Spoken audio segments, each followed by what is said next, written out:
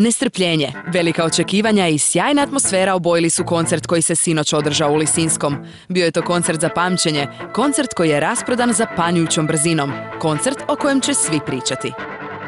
U Lisinskom su nastupili Two Cellos, Luka Šulić i Stjepan Hauser, violončelisti koji su se upravo vratili sa svjetske turneje s Eltonom Johnom, mladi glazbenici čija neodoljiva energija privlači milijune ljudi. Zagrebačka banka povezala se s dvojicom mladih, talentiranih i uspješnih glazbenika i s velikim je zadovoljstvom bila partner njihovog velikog koncerta u Lisinskom, na kojem su prvi put u Hrvatskoj promovirali svoj album Two Cellos. Uoči velikog koncerta u Lisinskom održana je i tiskovna konferencija na kojoj je predstavljeno osnivanje zaklade Hauser Šulić. Luka i Stjepan svoj uspjeh žele podijeliti s mladim, talentiranim glazbenicima i kroz zakladu omogućiti im kupnju prvog instrumenta.